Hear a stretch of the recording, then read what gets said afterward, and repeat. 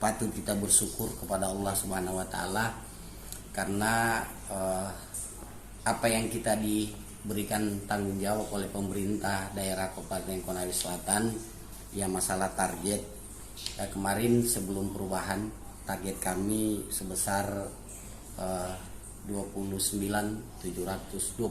miliar 700.000. Lantas setelah perubahan kami dinaikkan menjadi 34 miliar 958.750.000. Per tanggal 19 Desember kami sudah mencapai target dari 34 miliar ini.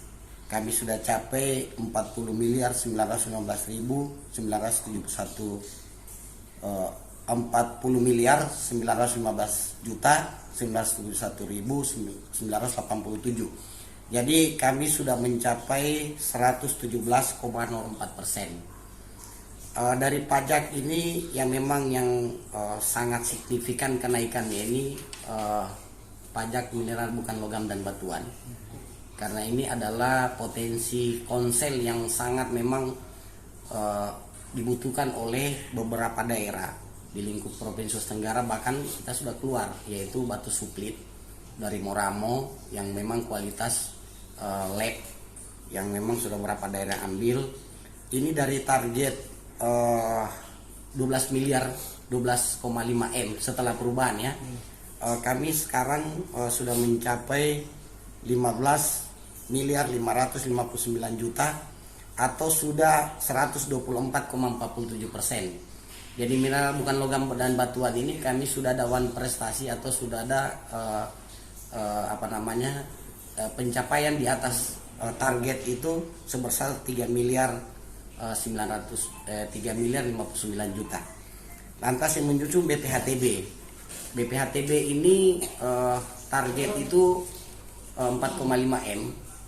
Per tanggal hari ini, per tanggal kemarin sudah mencapai 8 miliar 995 juta. Atau kami sudah berada di posisi 199,90%. Dari target 4,5 miliar dan kita mencapai 8,9 miliar. Jadi kita sudah ada prestasi overload pendapatan ini kurang lebih 4,49 miliar. Jadi sudah ada 4,49 miliar. Lantas juga di PPJ ini kami juga melampaui dari 11 miliar dari 10 miliar 265 kami sudah dapat 11 miliar 263 atau sudah mencapai 105,10%. Atau sudah ada prestasi kurang lebih 546 juta. Begitupun juga dengan pajak reklame. Pajak reklame ini kami target 496 juta. Sekarang kami sudah mencapai 441 juta. Atau kita sudah ada juga kenaikan dari 505 juta. Jadi berarti sudah 101 juta. Sehingga totalitas dari 9 pajak yang kami kelola di konsel ini kami sudah dapat 40 miliar 915 atau 117,04%. Atau kami sudah ada pendapatan yang lebih, yaitu dari target yaitu 5 miliar 959. Jadi sudah ada kurang lebih 6 miliar. Nah, kalau untuk perolehan pajak baru yang kemarin di Data? Penyesuaian NJOP ya, alhamdulillah dengan adanya penyesuaian ini maka ini nampak sekali di BPHTB. Inilah BPHTB yang betul-betul signifikan kenaikannya karena ada penyesuaian. Ini tidak terlepas atas kerjasama korelasi kami dengan DPR. Jadi DPR ini sangat mendukung baik regulasi, aturan yang memang mendukung kami punya program kerja, kinerja kami juga didukung dengan anggaran. Jadi kami diberikan anggaran untuk mendukung daripada pelaksanaan kegiatan. Sehingga saya ucapkan terima kasih kepada DPR yang telah mengalokasikan dana yang cukup untuk mendukung daripada pelaksanaan kegiatan kami, khususnya dalam pencapaian target PAD kita. Kalau realisasi yang objek pajak baru yang kemarin kayak sarang burung walet. Oh ya, jadi ada 2 objek pajak baru. Sarang burung walet ini belum maksimal. Dari target 50 baru kami dapat 600.000.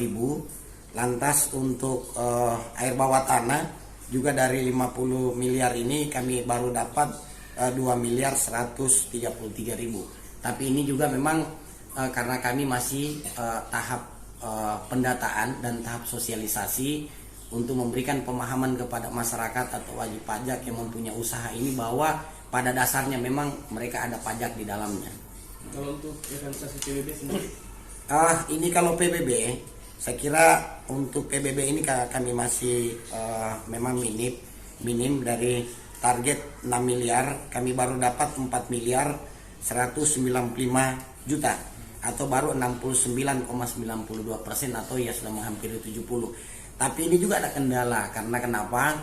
Kondisi masyarakat sekarang dengan kenaikan BBM memang ini agak-agak sedikit susah untuk membayar pajak PBB untuk masyarakat. Tapi kami tidak terlalu memporsir ke situ. Yang kami porsir ini pada badan usaha yang mempunyai usaha seperti mineral bukan logam, lantas BPHTB yang artinya pajak reklame. Nah, ini yang betul-betul memang dunia usaha yang kami porsir. Kalau untuk masyarakat ya kami agak longgarkan karena kondisi ekonomi, apalagi pemerintah sendiri ini kan memberikan kebijakan yaitu penanggulangan inflasi.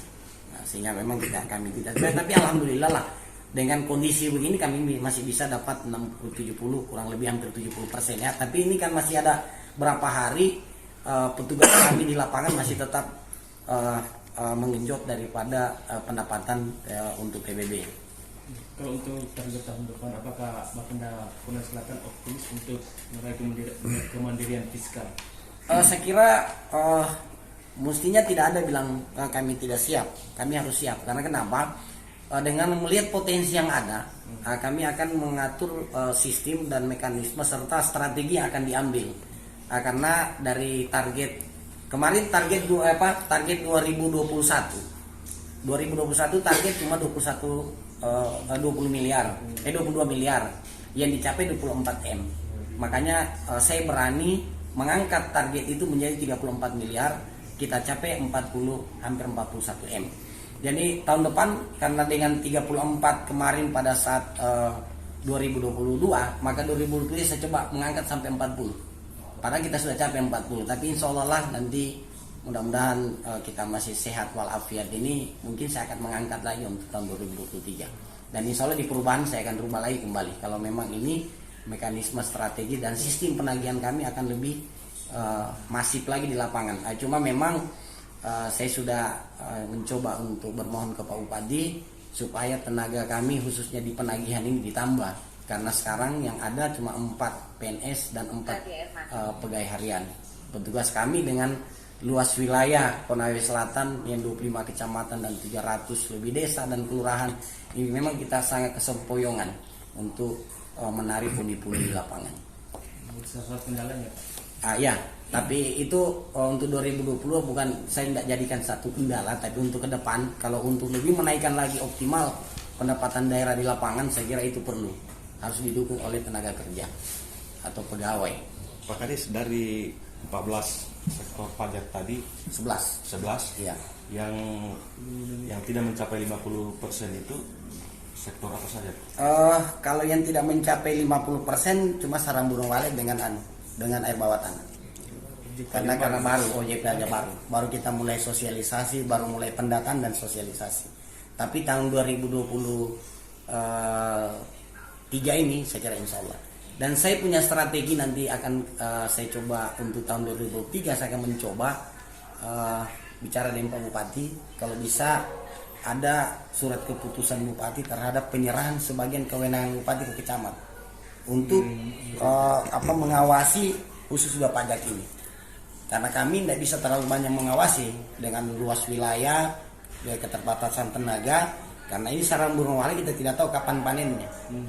Gitu. Jadi kapan panennya. Jadi ini kami butuh kerjasama dengan pemerintah kecamatan dan pemerintah desa, tapi tentunya harus didukung dengan regulasi yaitu ada surat keputusan Pak Bupati terhadap penyerahan sebagian tugas kewenangan Pak Bupati untuk ke camat.